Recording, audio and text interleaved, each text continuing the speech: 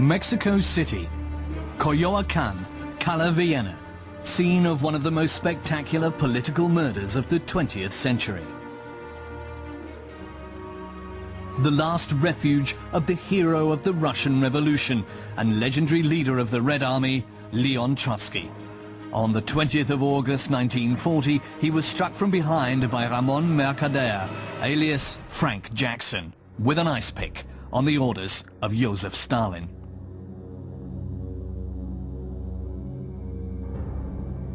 When my grandfather stood up, he was covered in blood. His glasses were smashed.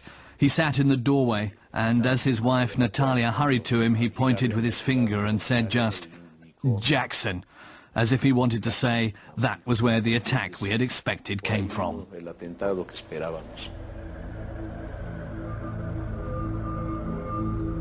26 hours later, Trotsky was dead.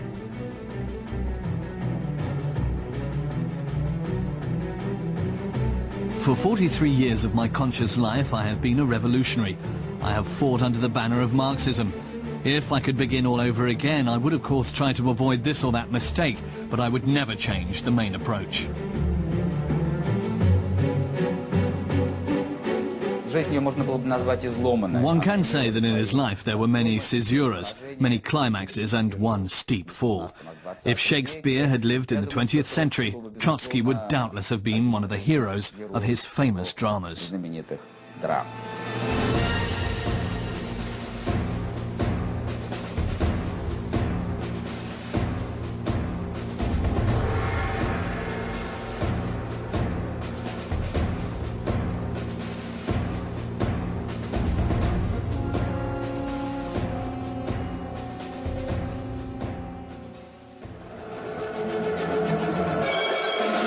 In 1917, under Lenin's leadership, the working class seized power in a mighty struggle.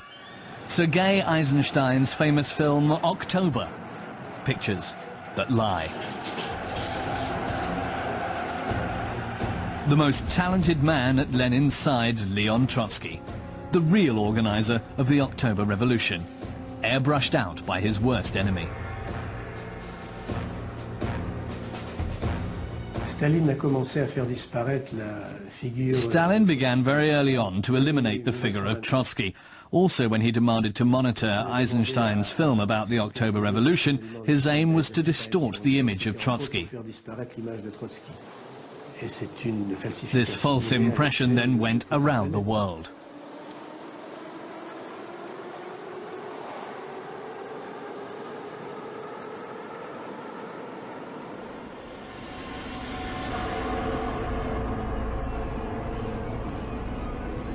Stalin's whole apparatus did everything to deny, blur and falsify my part in the October Revolution.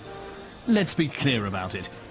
If Lenin and I had not been in St. Petersburg, there would have been no October Revolution.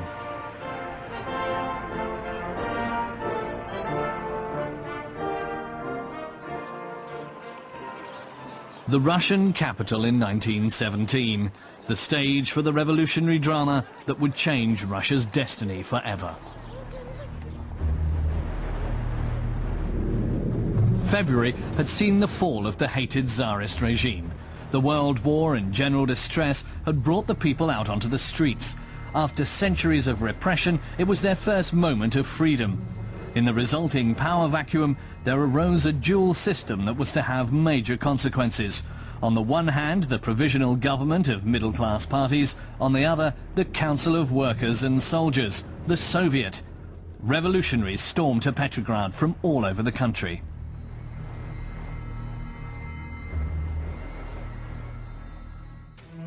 One of them was the 38-year-old Leon Trotsky, a loner, a figurehead.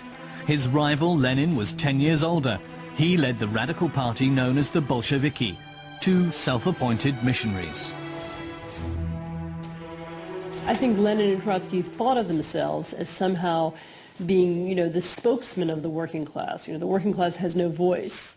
We are its avant-garde. We are speaking for it. And they imagined or assumed that that's what they were doing. I don't think that was phony. I mean, they thought they were creating a real working class revolution.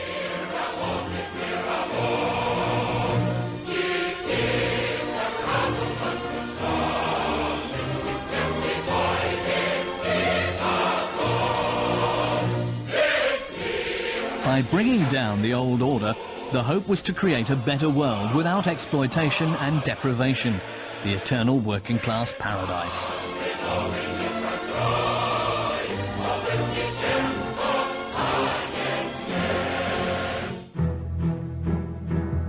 This was what Trotsky fought for during that summer of 1917, with his sharpest weapon, his tongue. He would stir up the masses for 20 hours a day, everywhere, in factories, theatres, barracks.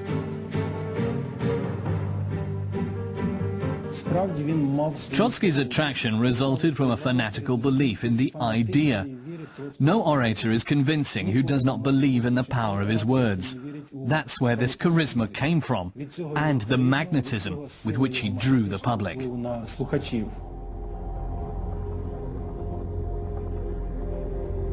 Since his arrival, Trotsky had been a member of the Soviet. He stood between all the political trends. How do you make a revolution? Lenin, who'd been arguing with Trotsky about this for years, now surprisingly offered to cooperate with him. But Trotsky still rejected the offer.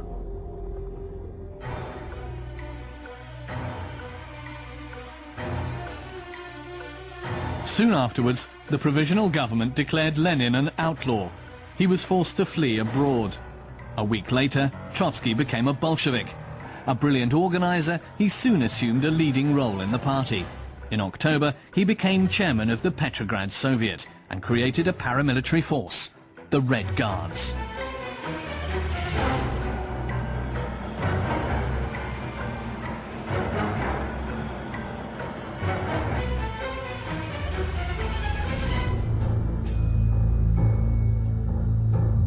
By the time Lenin secretly returned to the country, Trotsky was the leading figure in revolutionary Petrograd.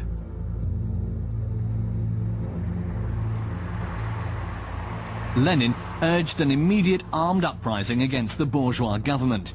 Trotsky was to organize it, but many in the party leadership did not believe success was possible. One of these ditherers was Stalin, later Trotsky's greatest enemy, but at that time a man of no political importance. The decisive meeting in Eisenstein's film October. Here it is Trotsky who is the great ditherer. Only at the end does he reluctantly agree.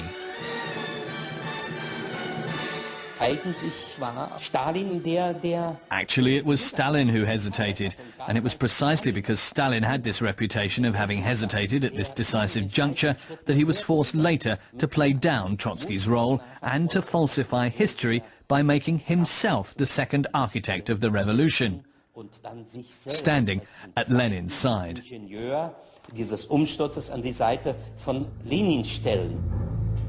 By the time of Mikhail Rom's film Lenin in October, produced to mark the 20th anniversary of the revolution, the roles were definitely reversed. In fact, it was a brilliant move by Trotsky that secured power for the Bolsheviks. On his orders, the Red Guards streamed through the streets of Petrograd, inconspicuously occupying strategic points and key positions, factories, government offices, barracks. Armed militias also drew up in front of the Smolny, Trotsky's headquarters and the seat of the Soviet.